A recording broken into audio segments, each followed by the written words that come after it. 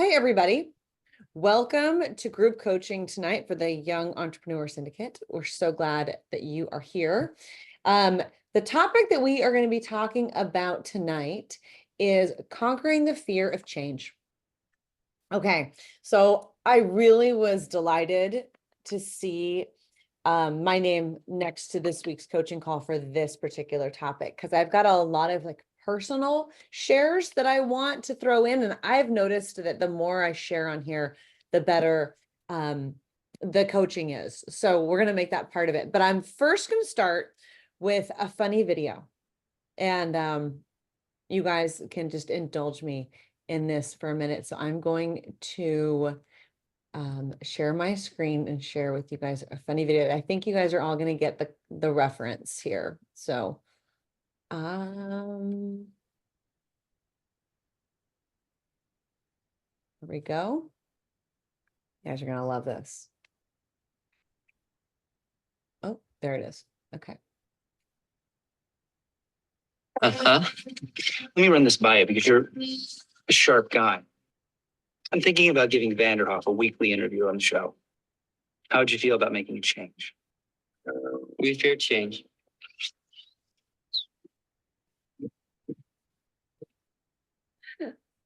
Okay, I had to share that because I feel like anytime we're talking about change, we all kind of have this innate reaction to be like, I fear change. I don't like change. Nobody really likes change. But it's something that it's a constant. It's something that we are all going through all the time. So as much as Garth so eloquently says, we fear change. It's a part of what we're all going through. And so conquering that fear of change is what we're going to talk about tonight. There's a great quote also that I wanted to get our minds around from John F. Kennedy. He says, change is the law of life, and those who look only to the past or the present are certain to miss the future. So, all right. So we're not going to fear change, and we're going to keep JFK in mind. So, I'd say that a significant moment for me when I was afraid of change was actually before I started my business. And I'm going to share with you guys, it's kind of personal, but I was married and I'm divorced, and I talk about that publicly. But being married, I always thought, because I grew up in a very traditional family ecosystem. My dad worked, my mom stayed home and raised the kids. They've been happily married, by the way, for almost 50 years. And they're actually in Italy right now. And I mean, they really enjoy each other's company. Everyone gets along great. I have these, great sisters who I'm really close with. And when I grew up and got married, I kind of just thought that was like the norm. I was like, well, everyone has a marriage and a household just like ours. Like, isn't that, kind of what you see on TV? And isn't that what I'm living in? It was a little bit of a fairy tale, a little bit of a fantasy. I didn't realize that was sort of the exception. It wasn't the rule. So when I got married, my marriage was definitely the opposite of a fantasy. It was more of a nightmare sort of a vibe. But I was determined to stick with it. Things were happening that were kind of outside that realm of if this is the realm of normal, it was like way out here or way out here. And you're like, oh, I don't know. I'm afraid. Am I reading this wrong? Am I doing something wrong? Can I do something different? Is it my fault? Can I do better? Like, why aren't I getting this fantasy, experience? And I was really afraid. I thought, well, is it the right thing for the kids to not be with him, or is it the wrong things for the kids to stay with him? I was afraid. I didn't know. Can I do it on my own? Can I be financially responsible on my own? How am I going to do this? And luckily for me, there was an incident that for me was a deal breaker. Like there is no gray area deal breaker. Like there was an incident that's just you don't come back from. It wasn't a gray area of, was it my fault? Can I do something? Can I do something better or different? Or was it you or me? It was like, nope, this is the line in the sand and we don't come back from this.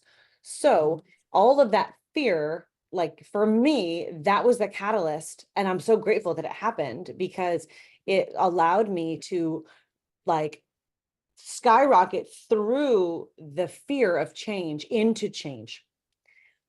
I literally packed up the kids and like left the house. And I was like, I don't have a plan. And I don't really know what this is going to look like, but I'm going to do it. And a couple years down the road, everybody's okay. Everything's fine, right? Like everyone came out on the better of it. But the reason I'm telling this like very long, drawn out, long road story is because I knew that if I could do that, which to me was the biggest challenge, hurdle, fear moment that I've ever been through, if I could get through that, then I could do anything.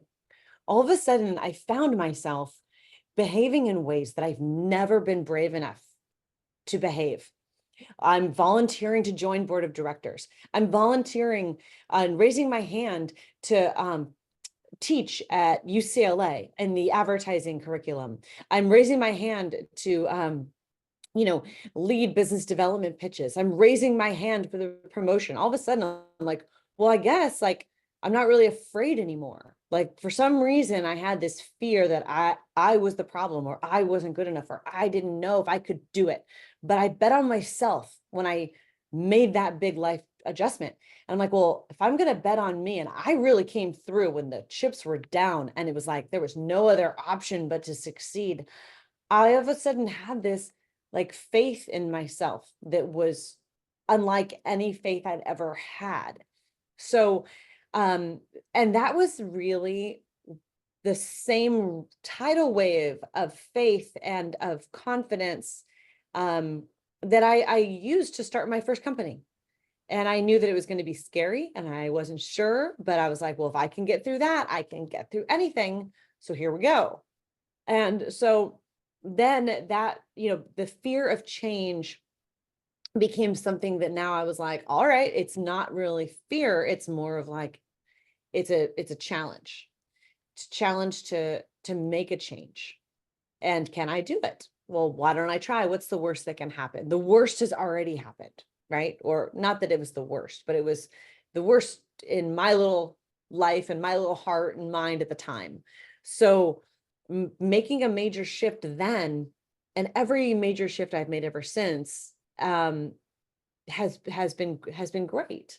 But I am going to share a couple other crossroads in the business architecture of where maybe there was a crisis of confidence a few years later. So with that in mind, I thought it was helpful to share a little personal story there in the beginning. But let's talk about how there's a nature of change. For all of you in your businesses, it's an inevitable part of our entrepreneurship journey. And you hear entrepreneurs talk about the stomach flip. And that's really that twisting, turning in your gut feeling. I don't think that any other industry, except for entrepreneurs, really can understand what that feels like. But every entrepreneur is in the club because we've all been through that stomach flip moment. We all know that scary feeling of whether it was just when you were starting out, or if you were afraid that you weren't going to make payroll, or you were taking on new person to hire, or you were changing your services. So there's always that, like, it's like, welcome to the club. Like change is a part of being an entrepreneur. Being in this club means that you also have the support of other people that can relate to that feeling. So, which I also think entrepreneurs are more empathetic because of that. We can relate to our consumers in new ways. We can relate to technology. We can relate to our families, our kids, our spouses, our partners. We have a different lens that we get to see the world because we've gone through conquering fear of change. So even though it's normal, it's not it's not a well-liked experience, and it can be paralyzing if not addressed, but entrepreneurs I know have powered through some of that. So the other thing that I came to mind is I was watching this video the other day, and I'll share it with you guys after this call because I couldn't find it again quickly. But there's a lot of well-known brands today that didn't start in the product or industry or service area that they currently are in. And if you guys think of any, feel free to put them in the chat and remind me what they are. But I just remember being shocked. It was a company that, like, I don't know, started like making pasta, and now they're a tech company or something totally different. And I was like, wow, what a change, what a pivot, right? So, sometimes you just have to be open to that. Oh, there we go. Fireball totally rebranded. Thank you, Jim. Yes.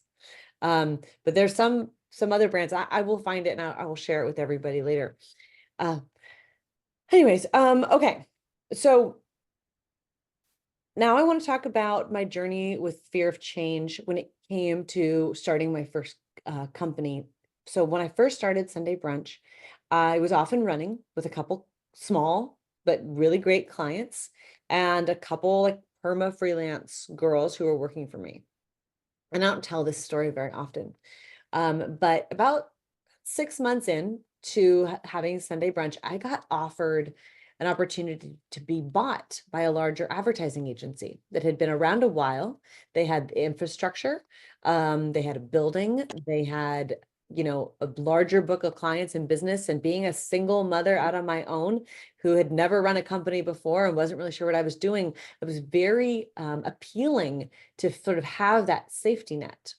So I thought, well, I could take my clients and I could take myself and my mighty little freelancers, and we could be absorbed into this other agency. But having just gone through a pretty nasty divorce, I'm going to negotiate my exit package now, just in case, because what if this doesn't work out? And so what happened was I did something. I was auditioning my actions to different people. You might call it calling mentors, calling friends, but I was auditioning like my response. Like, what would it feel like if I said yes or no, or how I did it, or and kind of like making a decision by committee almost. And I listened to not always like the bravest people, but sometimes like people who were advising me, like, it's safe, it's secure, just take it, just go for it. So I did. I took my little freelancers and we got absorbed into this bigger company. And I will tell you, it was fine. It was the security that I thought it would be. But within, I'd say 6 weeks, 8 weeks, my clients all fired the agency because the way I had structured Sunday Brunch was to care for clients, was to actually operate as if their business was my business. I would think about their marketing in the way that I would want someone to think about my company. A really hands-on approach. Well, this other agency just treated them like a number, and they didn't treat them like they were an important number, and they didn't like it. And they felt like they were just getting cookie cutter solutions, and they were. So it was a very uncomfortable adjustment to be there. And within 6 8 weeks, I was out again. And I was like, all right, okay, come on, Rachel. How many times do you have to learn this lesson? You overcame the fear of change when you left your husband and you bet on yourself. Now here you are betting on yourself, and it's going well, and it's a slow start, but it's working. And here you are jumping ship already. Don't give up on yourself so easily, girl. Come on.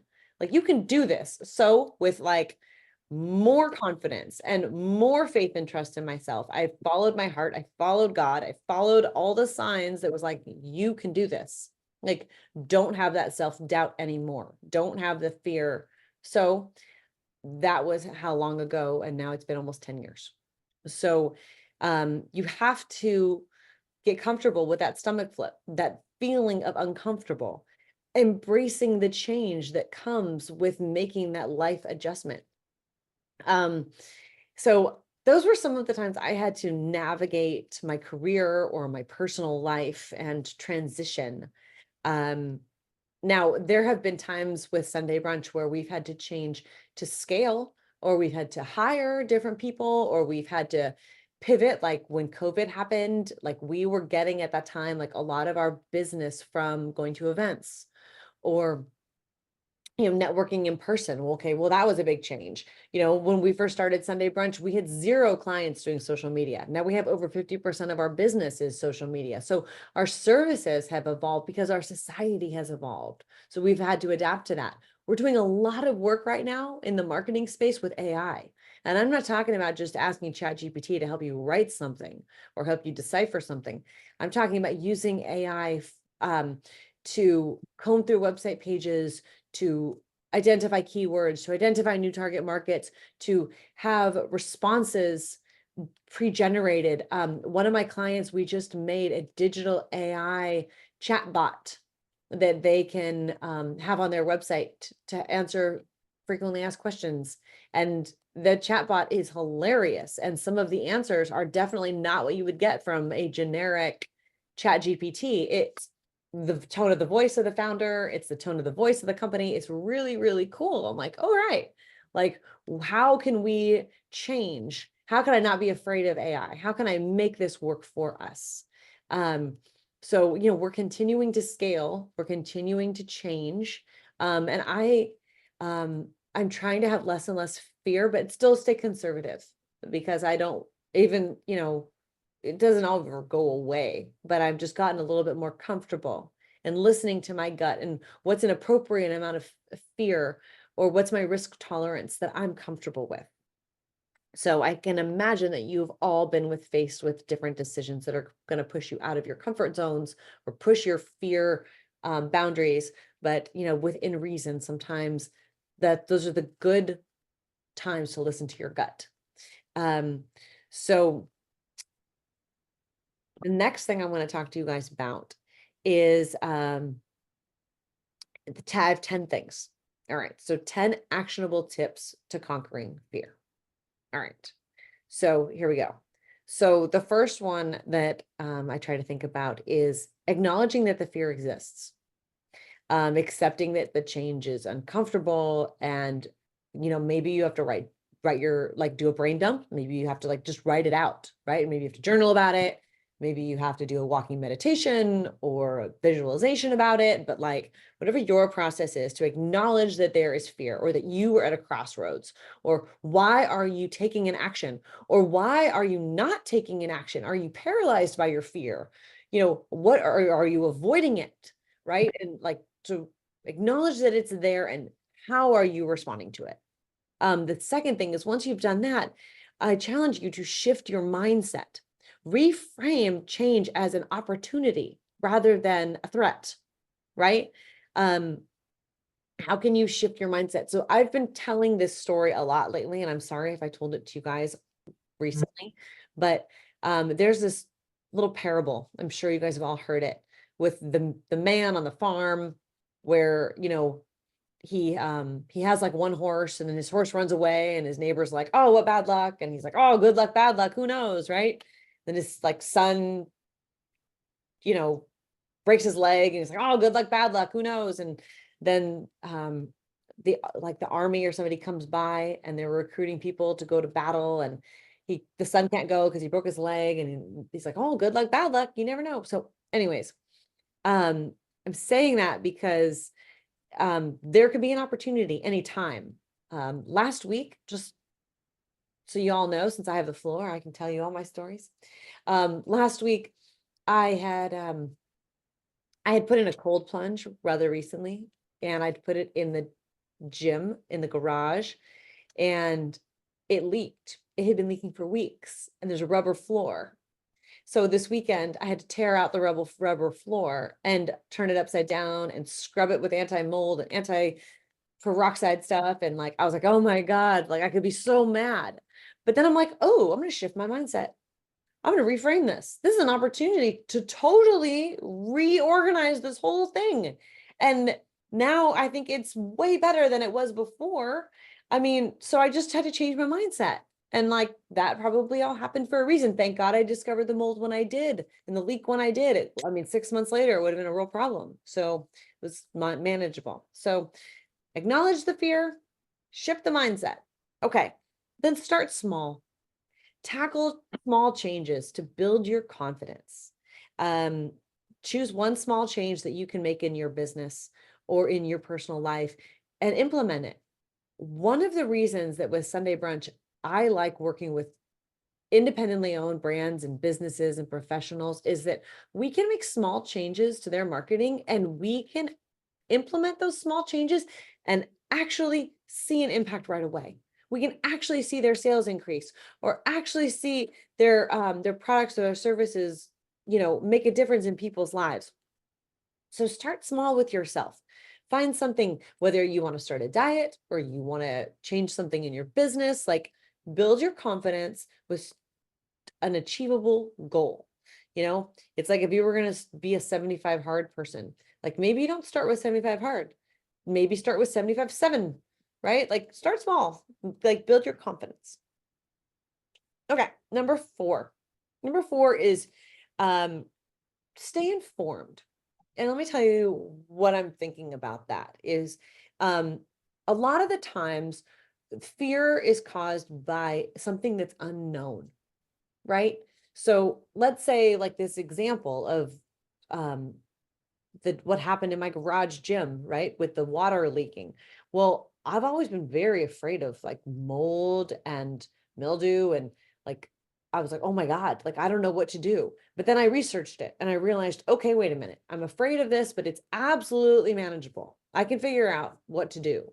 So I equipped myself with the right tools in order to make a change and remove that. And, so maybe that was like a very tactical, hands-on problem solution. But what's causing you fear in your business? Is it an unknown cause of fear? Do you know that it's revenue, or do you know that it's being outdated, or do you not know what's causing this fear or this stomach flip? Or because once you have acknowledged that there's fear, you've shifted your mindset, you've started small with making changes, then stay informed. What can you do to equip yourself with more knowledge in order to continue making changes? What do you need to do? The fifth one is perfect for this group because it's build a support network. Have a community of entrepreneurs or like-minded people that understand you, that get what you're going through, that you can talk to, that they can encourage you, they can support the change that you're making or that you're trying to change. This is like what you see with people at AA all the time, right? Like nobody's doing it alone, or, parents with kids and family. It's like, we're all in it together, right? So having a community, we humans, we're really like community-based people. We're social. We like being able to ask people for advice. We like having a network of people to go to. Now, remember, your friend circle is also important because you've really got 4 groups of people in your life. And I know I've talked about this separately, but you've got your cheerleaders who are always going to tell you you're right. Like my mother is my cheerleader. Like if I ask her a business question or a relationship question, like I am in the right. She's always going to cheer me on, and I love her for that. And sometimes I'll go to her because I just want the rah-rah, but that's not always the advice I need. You also have the connectors. The connectors are people that can maybe help you find a solution that you're looking for. Then you have the cheerleader. What did I say though? Did I say the connector? Yep. The expert. The expert is the next one. And the expert is somebody who's like a content area expert in that particular area. So like I could have called a mold specialist, right? Like they're a specialist in that one thing. And then the fourth is the mentors, the people that whether you know them or you don't, but you look up to them for advice and wisdom and guidance. So think about who you're asking and who you're talking to in your network. All right. Then number 6, take calculated risks. Don't get paralyzed by your analysis. Make sure that you've thought about the pros and cons, and then take the action that you think is right. I've always been very conservative in the way that I've built my business. That's not to say that, I don't take risks every once in a while, but I like to believe that they're pretty calculated, and I'm not showing too much exposure, whether it's financial or emotional or intellectual exposure, in whatever risk that I am taking, because, time is really the only thing you can't get back. So if you're doing something that's taking a lot of your time, is that really the right move? Is that the commodity that you have more to give away or less to give away? So think about what your calculated risk and what's the risk reward on those things.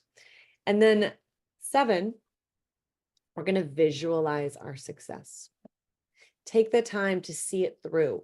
I used to play soccer in college. They used to always say, visualize yourself making the goal or visualize yourself making a tackle, right? Try to imagine the best case scenario of the change that you want to make. I do an annual vision board of like big future goals. But that doesn't mean that you can't practice visualization every day. I mean, it's part of a lot of entrepreneurs' daily habits and rituals, is either writing down or visually thinking about their goals. And this is not just your to-do items. This is the big picture stuff. These are the crossroads moments. Those are those big conquer fear of change visualizations. Now, embracing failure is number 8. So embracing failure, not all the change that you make or don't make is going to be perfect, but failure is part of learning.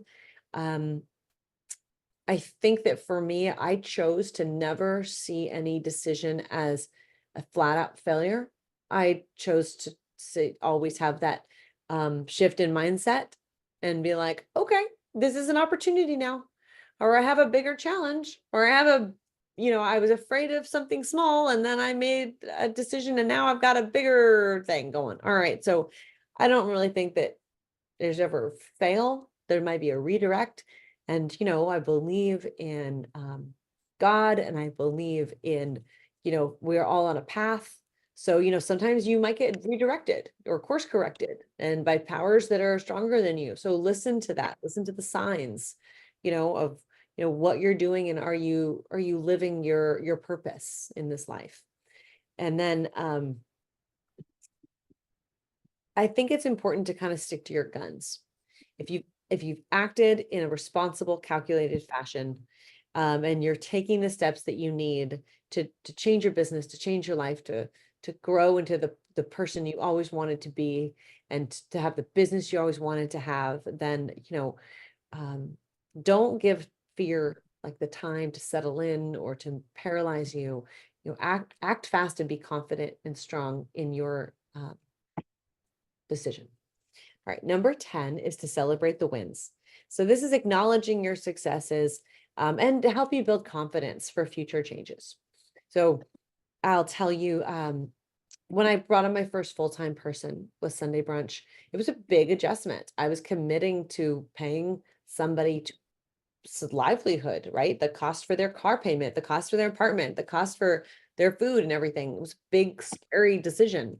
And then there was a second, and then there was a third, and then there was a fourth, and there was a fifth. And it's like, oh my God, like now I'm super proud. And I get all these people together and like we do retreats together, and everyone's growing in their journey together. And I'm real proud of that.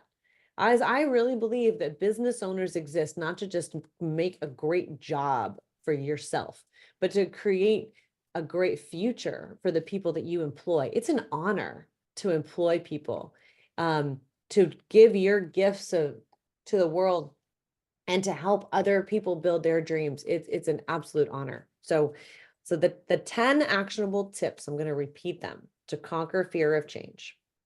I'm going to repeat these. Hang on, take a sip. Okay. Number 1 was to acknowledge the fear. Number 2 was to shift our mindset. Number 3 was to start small. Number 4 was to stay informed. Number 5 was to build and trust your support network. Number 6 was to take calculated risks. Number 7 was to visualize your success.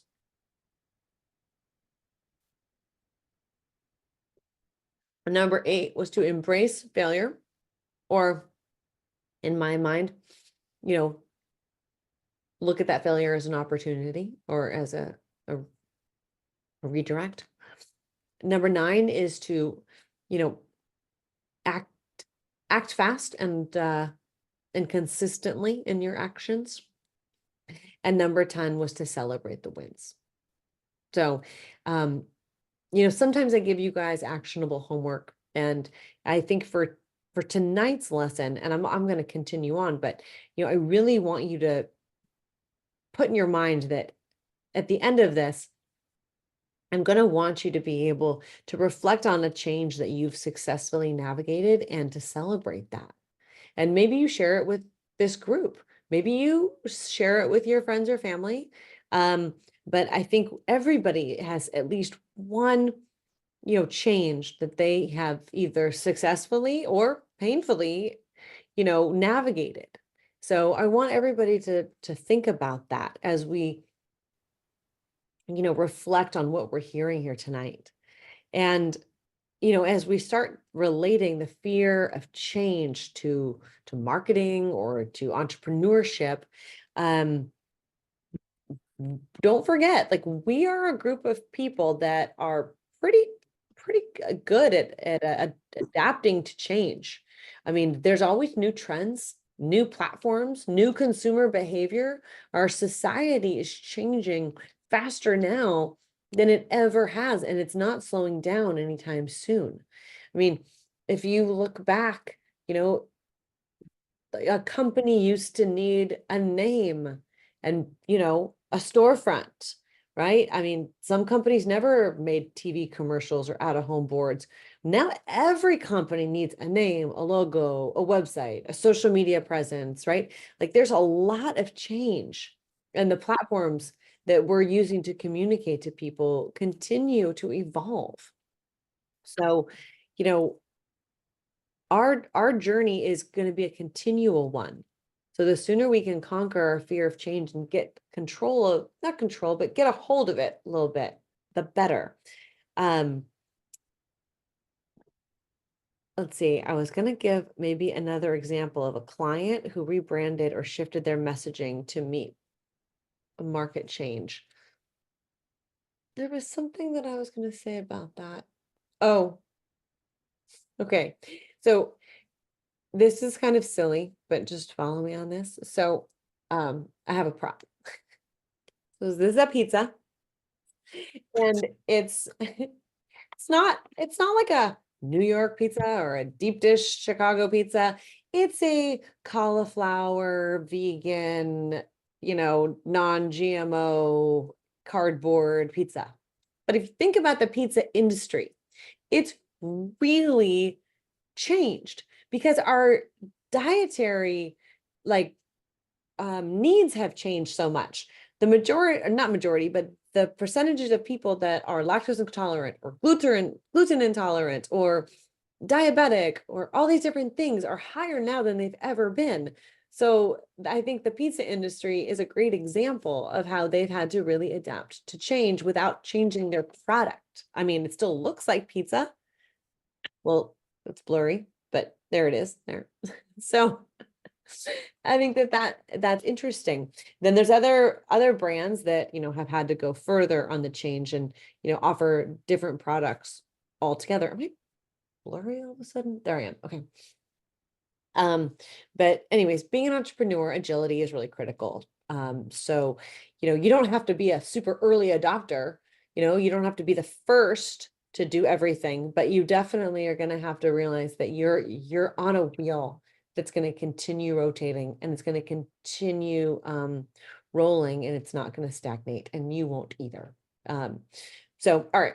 I have a couple book recommendations, and I have a couple YouTube or TED Talk recommendations of where you can, like, read more about conquering fear of change. And I'm super open, by the way, as we get to the end of this conversation. If you guys have other book recommendations or TED Talks or YouTube videos that are regarding change that you want to share with the group too, because that's the power of this community, is we are all here to support each other and to share our knowledge and insights with everybody. So now I have not read all of these books, but if you guys have read them, then I want to know, because I want to know if you think they're good too. but I've heard that they're good. So Daring Greatly by Brene Brown, I've heard is very good, and it focuses on the power of like vulnerability and courage in facing fear and uncertainty. So that might be a good one to check out. Now another one that I read that's not really related directly to business, but this one I have read. It's called The Gift of Fear by Gavin DeBecker. And that one actually talks about how you can like with step one, how step one was acknowledge fear, because I think sometimes we train ourselves to like turn off our receptors to fear. Like, let's say you're walking down a dark alley and you hear someone walking behind you, right? Like you feel fearful, right? But when you're sitting at your desk working on your company and you're like, do I feel fear, or am I feeling hungry, or am I feeling like tired? What am I feeling, right? It's not so obvious. So the book, The Gift of Fear by Gavin Becker is fantastic. He talks about recognizing the feeling of fear in different settings, and how like ancestrally we have fear is a gift. So that's the second one. Okay, two people have recommended Who Moved My Cheese by Spencer Johnson. It's a really weird title. I don't know why. It's like a parable, I guess, that like teaches the importance of embracing change in work and in life. I'd be curious to see if anybody has read that one, but I will put it on my list. So Rod's shaking his head like, yes, you read it. Yeah, I've read it, and my personal preference is I don't like parables. Okay. I mean, some people like that, but I like nuts and bolts. I want people to just give me the facts and nothing but the facts. I don't need a story spun unless it's a real story. But Okay. it is, I read it years ago, and there's always nuggets in it, that good takeaways. So yes. All right, all right. The other one is The Lean Startup by Eric Ries. That's a guide for entrepreneurs to help like manage and adapt to change in business. So that's another one that you guys can check out if you're interested in that. There was one other thing that I wanted to tell you, and that was, oh, it was that the Brene Brown also, not only does she do a book, but she also has a TED Talk about fear and change. And so I don't know if you guys are Brene Brown fans, but I think her TED Talk is called The Power of Vulnerability. So that might be a good one to check out. And she's, by the way, like normally, I'm all about like, Andy Frisella and rah, rah, rah, like super macho, but she's a little softer. So just know that in mind, like when you're like absorbing her materials, it's a little bit more of like it's like a frappuccino with extra sugar, versus Andy Frisella is more like an Americano with an extra shot, no sugar. So anyways, keep that in mind. Okay. Any personal experiences with fear of change, or how to apply the things we've discussed, or any of your personal experiences? I'd love to hear them.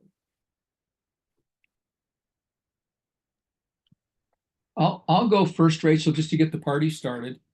Okay. But before, I want to say, you were talking about companies that start off with one thing and go a different direction. And I have this wonderful book called Companies That Changed the World. And when you go through this, and it's a list of from Levi's to Apple. I mean, DuPont, I just opened this up. DuPont started off with gunpowder, and they ended up becoming the oil giant, from gunpowder to oil. And they were also the first company to phase out all CFCs, and voted one of the top green companies ever in 2005. So, I mean, it's embracing change, right? As we become more environmentally conscious, what does that mean to your business? How can you capitalize and market and be a better steward, right? So I was really impressed just with the way you were talking about how everything's evolving and changing, and we look at that as opportunity. As entrepreneurs, we should be looking at it as opportunity instead of as fear. And, you know, when you look at all these different companies and where they started and where they go, that their ability to change is paramount and to their success, right? It's fundamental to their success. So that being said, one of the quotes that came to mind was, and this was from Alan Kay from Apple, the inventor of the laptop instead of just, you know, a desktop computer. He said the best way to predict the future is to invent it. You know, so I mean that's really being on that cutting edge. And if we look at our businesses as how can we reinvent what it is we're doing, that's a great way to embrace change and make friends with it instead of be fearful. You said so many things, and I know I'm off topic here, but there were so many things that you said that just really resonated with me. You know, bet on yourself, and it helps us going through that fear helps us relate to our customers better. Wow, that was powerful. I don't know if you know how powerful that was, that statement to put yourself in that place, right? And then this is my favorite takeaway from tonight, Rachel, auditioning your response. What a way to is that yours or did you hear that somewhere? I've been Auditioning your I've response. I've been saying it for years, and it's funny because I hadn't said it in a long time. And as I was putting my thoughts together for tonight, it like kept flashing in my mind. And I was like, oh, I bet. That's a solid takeaway right there because that's that's really embracing it. That's embracing that fear and getting over the hurdle and turning it into something positive. You know, it's auditioning. Well, just it's very clever, very well done. So I must I work in guess that's why I must work in marketing. Yeah. exactly. So there's that, and then adapt or die. You know, adapt or perish. You know, we need to remember that if we're not changing, we're stagnant, and stagnant is dying. Right? Stagnant leads to mold. Right? So there you go. So those are just great takeaways. You know what that also reminds me of? Blockbuster, right? Or Sure. like because they didn't change. Or Right. Kodak. They famously also did not change with the times. Yeah, Or Netflix, who clearly did.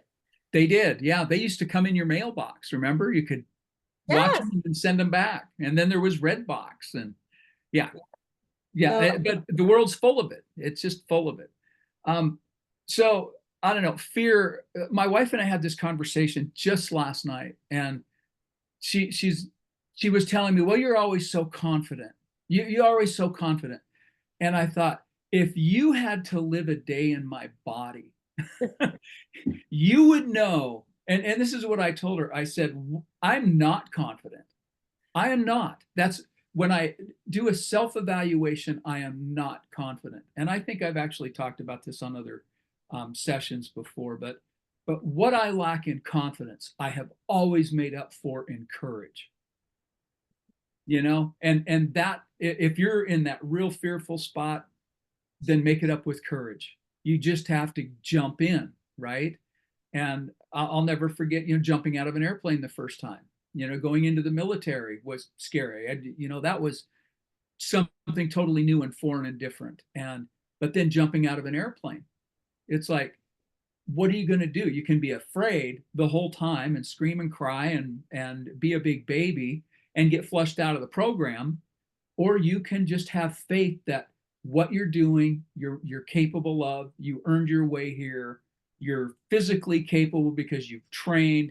You've jumped off of things for 2 weeks from 2 feet tall to 12 feet tall without dying. Dropped out of a 250-foot tower with a partially employed parachute. You know, you've done all the things to get you ready. And then when you're jumping 5,000 feet or 20,000, well, 15,000 feet, it doesn't matter because the outcome is going to be the same. You trust the landing. And that's, as an entrepreneur, we just have to trust the landing. We are prepared. Everything we're doing is preparing us for the landing, not for the trip down, but for the landing. What's next? You know, have that exit strategy. Know that you're going to survive that next thing. And the other thing that's kind of is woven into everything you talked about tonight is the fear of change isn't just our business. It's interwoven, intricately interwoven with our personal lives and our personal relationships.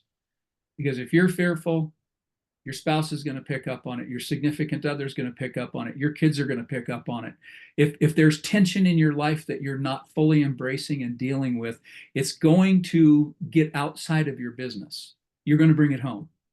And so I think just recognizing that aspect of change, it's not just business.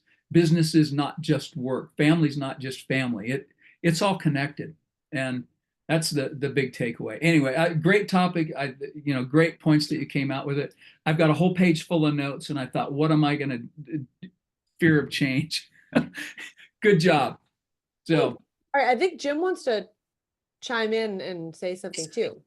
Yep, thanks. I was making dinner for my family, but so you've covered enough of the companies that embrace change. By the way, Amazon, right? They used to sell books, now they sell everything. And Rod made some really good points, but I want to look at it just briefly. I'll remind everybody a different perspective because the group that's here. This is actually something, and Samantha's in the background, something that she dealt with today. She's got a client that she built out an Etsy store for. And within the Etsy store, there's descriptions for the products, and she's been using an AI tool to help with those descriptions. Now, AI tools Google Analytics to give you the best words for those descriptions, right? They're doing all the work for you.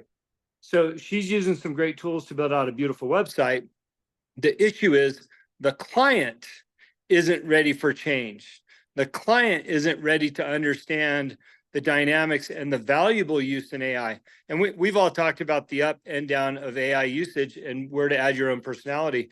But in her case, she's going to have to educate the client on how to embrace change. So your 10 steps for change, sometimes as coaches, I'm thinking Heidi, for example, that you may have to teach your clients about how to embrace change in your coaching style or the ways that things are being done. So great tool for both sides of the fence, not only for us to grow, but also to help us interact with our clients in all things that change, because they do change and they'll have to understand. So thanks for the good topic.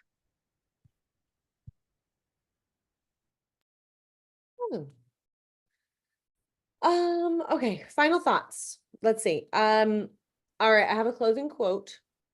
The greatest discovery of all time is that a person can change their future by merely changing their attitude. So that was by Oprah Winfrey. So, lover or hater, I don't know. I like the quote. So, and like I had said earlier, I encourage everybody in the group to think about the changes that you either have made before or the changes that you're avoiding, and where you're at with that. And I have to actually, I don't want to put you on the hot seat there, Jim or Alex, but your cameras are both on, which leads me to believe that either you're just saying hi or you want to share. And in which case, Jim, you are welcome to go first, and Alex, you're welcome to go second if you'd like. I don't have anything to share. I did like the topic tonight.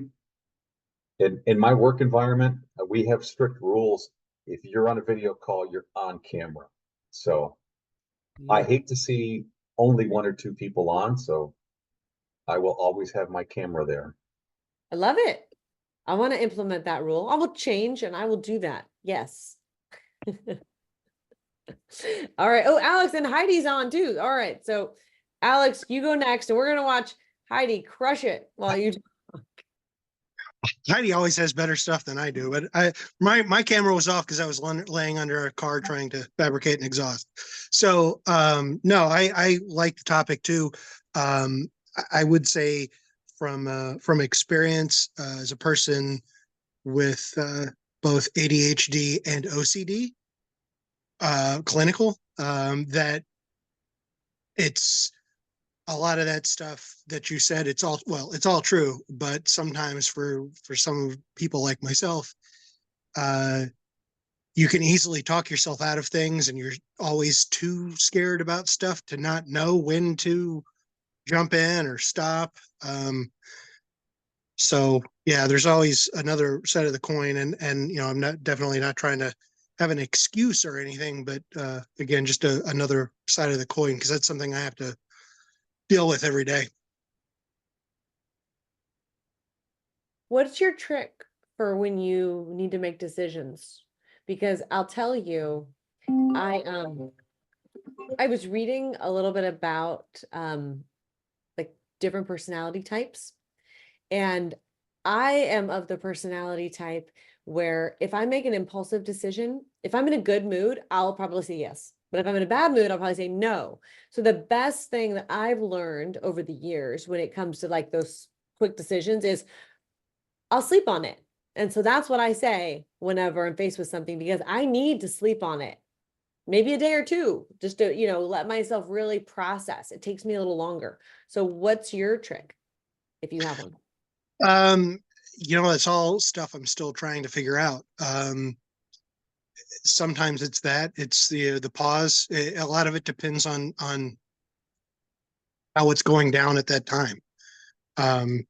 Jim and Rod always like to just bring it up, but when I'm in the car and I'm doing 130 miles an hour going into a turn, going between two people, you got to make the decision right then. And I kind of like that, because I've always said that the faster I'm going, and I mean this without being a joke, the faster I'm going, or the more technical it is, like if I'm karting or something like that, I don't have time to sit there and worry about it.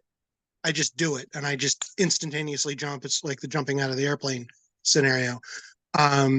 So pausing and taking time to think things and try to think clearer and come up with different sides to either an argument or a problem or an issue works. But again, with the OCD, sometimes too much time can be too much time, and you wind up getting more confused. So you really have to kind of figure it out based on the scenario you're in. I like that. All right. Cool. All right. I mean, Heidi, I know you were camera on, camera off, but if you're still there and you want to jump in, now would be a good time. Thank you so much, Rachel. It was absolutely awesome. Yeah, it goes right along with what it takes to thrive and to elevate. So thank you for this awesome coaching call today. Fear is a killer, but we all have it. And leveling up to that level of awareness is huge. And it's like, I love what you talked about, being able to talk about your fears, because we're only as sick as our secrets. Because sometimes those fears become very insidious, which is part of our ego. And they want us to tell us we're not good enough and to stay in some sort of shame or guilt. And I really am grateful for this topic. So thanks so much. Very welcome. I love that. And I love that we're with you on your workout today. That's Well, awesome. I had to get it done. So you came with me. Thanks. You're welcome. All right. Oh, and Taylor, hi. Hello, can you hear all right? Yeah, jump on in. All right. Well, I was just fresh off of a major migraine, but so glad I got to listen. Anyway, so my thoughts may not be super articulate, but I still feel the need to try. I love this topic of fear, and recently I have a friend who is somewhat of a business coach, mostly for women. So this may apply mostly to women, but maybe not. But she talks a lot about how sometimes the fear that we have is not necessarily a fear of failure in our business, but a fear of success, and not being able to handle the success that we might face. So like if I tomorrow got 5,000 orders for bags, I don't have the capacity to fulfill all those orders in a timely manner. And so sometimes that can hold us back from pursuing success, because we don't have the systems in place that can help us run things smoothly when we do have that success. So that's something that I guess people can hold me accountable for, because I said several calls back a month and a half ago or so that my goal in the coming months is to say no to more things, because then I won't be spread so thin and I can give myself time to develop systems that can hold me while I'm growing my business. So anyway, I just love that this was the topic tonight, and I loved the things you said about it. There was something else, but it's escaping my memory. My dad brought it up. It was a quote that you said. I don't know. If I hear you say it again, it'll probably trigger something, but Conditioning responses? yes. Could you just briefly summarize, because I had to be in and out real quick, what you meant by auditioning responses? Okay, so an auditioning response is when you tell people around you, and you kind of like tell them either what you're thinking or what you're trying to decide on, and you're asking for their opinion. And you could be asking like the next person you happen to run into that day, or you could be like calling your sister or calling your mom or calling your dad, and like you're auditioning their responses. It's almost like voting by committee, right? And you're like, well, I'm going to try this on and see if I say that I'm going to do this thing, what are they going to say and how are they going to respond? And then I'm going to make a choice based on their reaction, which, okay, well, then think about, who am I asking? Am I asking a cheerleader? Am I asking an expert? Am I asking a connector or a mentor? Like, and, or am I just talking to my husband and I'm just telling him, hey, I need to vent? Or am I really auditioning his response? And am I going to make a life change or a different choice based on his answer? So think about, and you'll notice yourself auditioning responses sometimes, whether like even on some of the small stuff. And if you're like not sure, like, I don't know, like let's say it's like Thanksgiving and you're like, oh, I really want to go here, but I got invited there and I'm going to tell this person and see what they say. And if they're really mad, then I'll go this way or I'll go that way based on their reaction. You're like, oh my God, stop auditioning responses. Where do you feel? Your opinion matters in the little things and in the big things. And so practice. That's great. Thank you so much. You're welcome. And then I'm curious, when you said that you were making different choices to or prioritize your time or your like, how's that going? So far, so good. It's a slow process because I have a tendency to overcommit to things. So once I've made a commitment, I have to see it through to completion.